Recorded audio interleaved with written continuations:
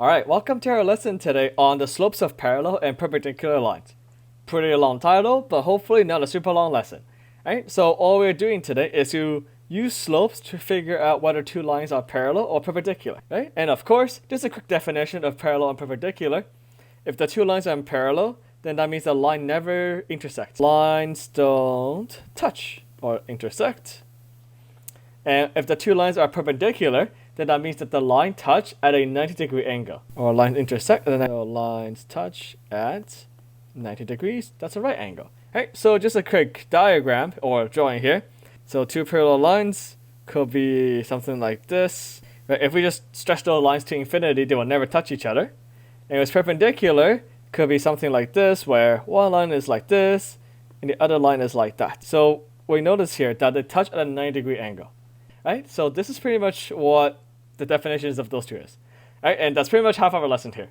Okay, so now given those definitions, how can we determine whether two lines are perpendicular or parallel just looking at their slopes? So we have two sets of points here. We have GH, so we have this line here, line GH, and this line JK. Okay, so now let's look at point G here. Point G is at -4 and 2, which is right here. That's point G. And we have point H, which is at 2, -1, which is right here. Point H. Okay, so our line will look something like that. Okay, so now let's take point J here. Okay, point J will start all the way up here with -1 and 7. And K is 7 and 3, which will be right here. And once again, we'll do a line here. Okay, and there we go, right? We notice that if the lines are parallel, it will just look something like this on the graph. And now, let's find the slope of each line and see what happens. Right? So for line JH here, or GH rather, so as a reminder, slope is just the changing y over changing x, or the y rise over run. And to do that, we have the second coordinate subtract the first coordinate. Right? So the y of the second coordinate is -1, the x of the second coordinate is 2, and then we subtract that by the y of the first coordinate and the x of the first coordinate. So now, if we just do the calculations, we have -3 over 2 minus -4, which is 2 plus 4, getting us 6, or -1 over 2. Okay, how about line JK now? Okay, with line JK, I do the same thing. So we have the y coordinate minus the x coordinate. The y would just be 3 minus 7. The x is 7 minus -1. We get -4 over 7 plus 1, which is 8, which is still -1 over 2. Alright, so we notice that with parallel lines, the slopes will be the same. So now, how about perpendicular? So we got line AB here with a point A at 7, 6, and point B at 1, -2. So the line will look something like that. And then with point C, we get 0, 5. And then point D at 8, -1, so that's like down here. Sure, that looks close enough. Right? As you can see here, those lines are perpendicular because they meet at a 90-degree angle. Okay, so now let's find the slopes of those two lines. So line AB here, right? We are subtracting this point to this point. So we have -2, that's the y, minus the y. We have 1, that's the x, minus the x, getting us -8 over -6, which reduces down to 4 over 3. So now with CD, we have the y of D, which is -1, minus the 5 over the x of the D minus 0 to get -6 over 8, which is reduced to -3 over 4. Okay, so we notice that with those two slopes here of perpendicular lines, all we are doing is flipping the fraction upside down and adding a negative sign to it. Right? And this is what we refer to as negative reciprocal. So from what we're learning in our powers unit, where let's say 4 to the power of -1 is 1 over 4, a reciprocal is just taking the fraction and flipping it upside down. If it's a whole number, if it's a number 5, the reciprocal is just 1 over 5. And then from the reciprocal, we just add a negative sign to it, and that is the slope of the perpendicular line. Right? So that's all there is to it. So the slope of parallel lines will always be the same. The slopes of perpendicular lines will be negative reciprocals of each other. So take the slope, flip it upside down, put a negative sign, and that's your slope.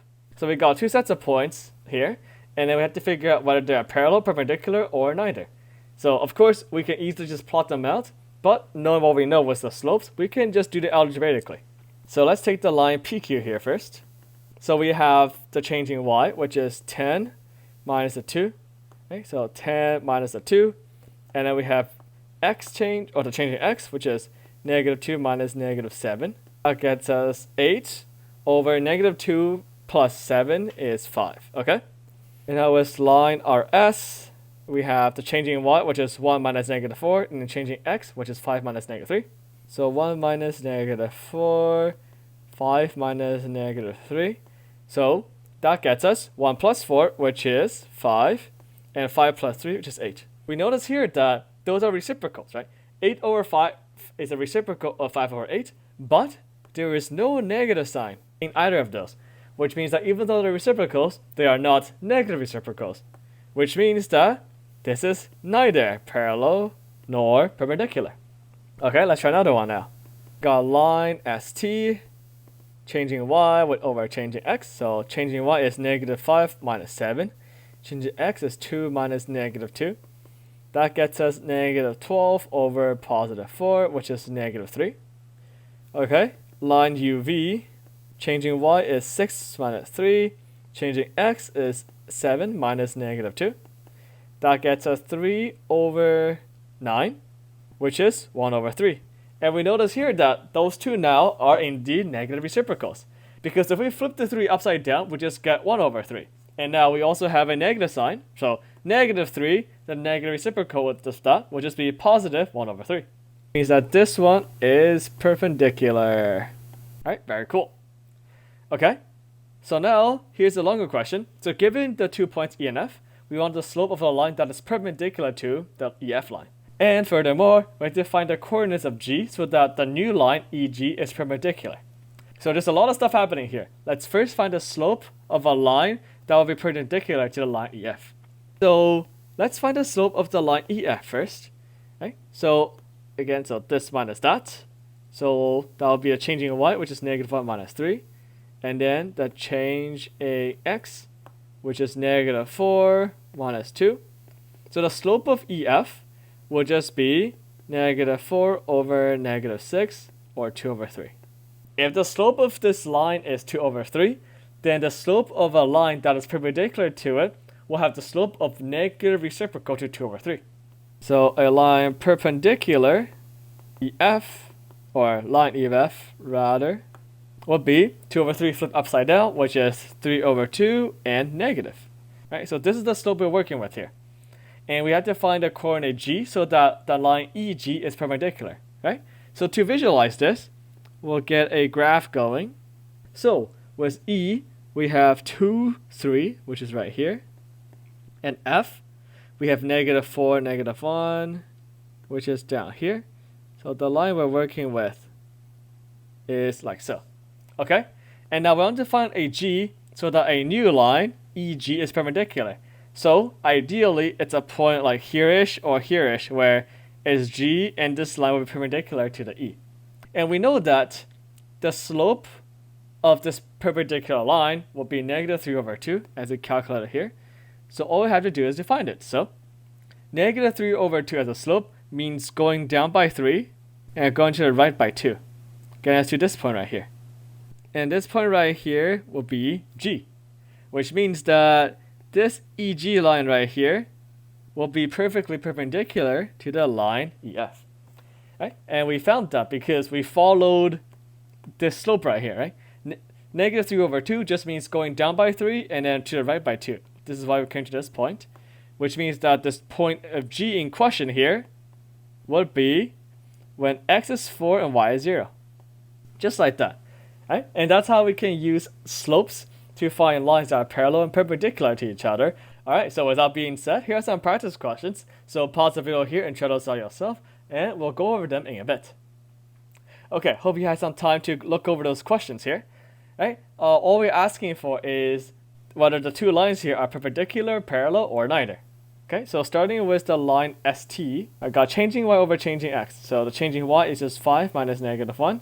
And the changing x is just negative 1 minus negative 4. Okay, that gets us a 6 on top, and a negative 1 plus 4, which is a 3 at the bottom. 6 divided by 3, which is 2. Okay, line UV. There's a line UV now. we got changing y, which is 9 minus a 1, and then 5 minus a 1, getting us 8 over 4, which is 2. Because those two slopes are the same, they are parallel. Next, line BC.